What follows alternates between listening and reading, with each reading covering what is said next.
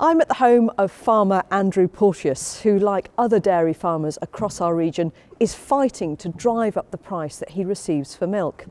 Well, last summer there were blockades at milk processing plants as farmers decided that direct action was needed. But what does the future hold?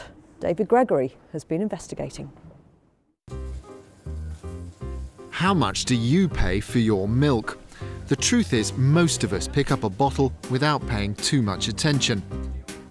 In the milking parlours, though, they're watching every penny.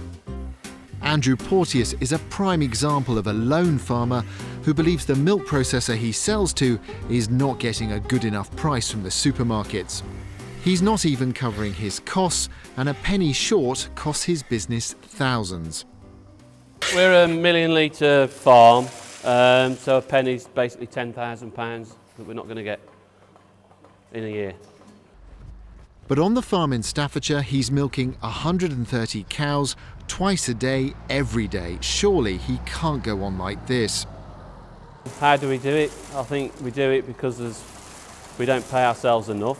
Family labour, very underestimated. You know, we all chip in at all times of the day, and you know, it's not good. In fact, it's so bad, the number of UK dairy farmers has halved in a decade. So, and obviously, this is a family farm. Yep. You took over from your dad, and you've got kids as well. Yes, yeah. What kind of future do you think they're going to have? It's going to be very interesting how many, sort of in 10 years' time, how many dairy farms there are going to be. We've got about 10,000 in the country now. Sort of, I think it's around 1,200 in the West Midlands. It's probably going to be halved, I would imagine. They're fighting to save what's left, and while it didn't feel like it for the rest of us, the summer got pretty heated for the dairy industry. After taking one price cut on the chin, farmers took to their tractors when a second was threatened, blockading the big processing plants they do business with. The SOS Dairy campaign forced a fairer process for setting milk prices with the dairies, but a small group of farmers left the protest determined to work together on a rescue plan to secure their future, and we're taking Andrew to meet them.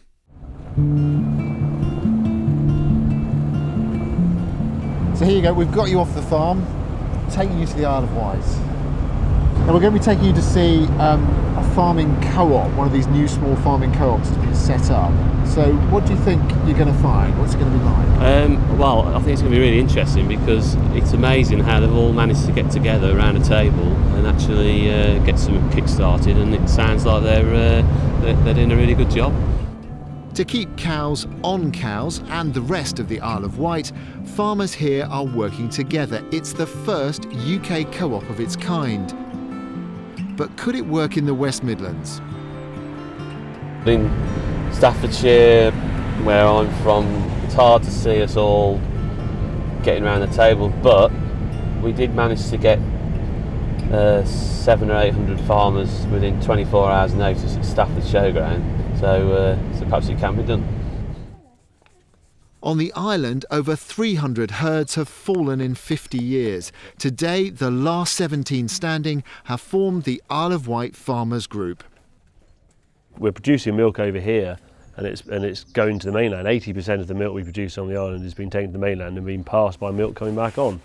And that just seems ridiculous. And on the island, we've got a processing plant that's capable of processing all of our milk. So let's get this straight. Isle of Wight dairy farmers send most of their milk to the mainland, while farmers like Andrew on the mainland ship theirs to shops on the Isle of Wight. It's costly, but it's not a big issue for the big supermarkets. But it is for Justin and his neighbours. They joined the mainland protests, finding strength in numbers got results, and they started their own campaign. How on earth did you sort of think, well, we've all got to get together and do something about it? And here you are, it looks like you're really making strong inroads. At the end of the day, I don't think supermarkets really care about the suppliers too much, and they're driven by what their customers want. So by doing the campaign, and you know, we were going out getting petitions of people on the island that said they wanted Isle of Wight milk. So we also produced some cards that they could then take into the supermarkets demanding Isle of Wight milk. And wasn't too long before the supermarkets were actually coming back to us saying we're getting all this demand, we're getting these cards in, we're getting emails and phone calls saying why aren't you stocking Isle of Wight milk? So they were asking us for it, which is the perfect situation really.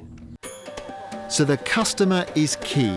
And as Andrew's about to find out, the farmers have also had to shake hands with an unlikely ally to make the cooperative work. This is the filling process where it gets bottled, labelled and packed, and then packed in the cold store. The dairy acts as the middleman between the farmers and the supermarkets. With him on board, the group has more control of the whole process from cow to cup. The price has been driven down and down and down, and we've had dairy companies fighting each other. Well, we could never survive at the absolute cheapest litre. So we've had to take a stand and saying, the public want this, this is the best price we can give you, it's this or nothing. It's paying off. In a few months, Isle of Wight milk sales have risen from 1/5 to 1/4 of all milk sold on the island. But the group reckons it needs another 30% growth spurt to see real returns.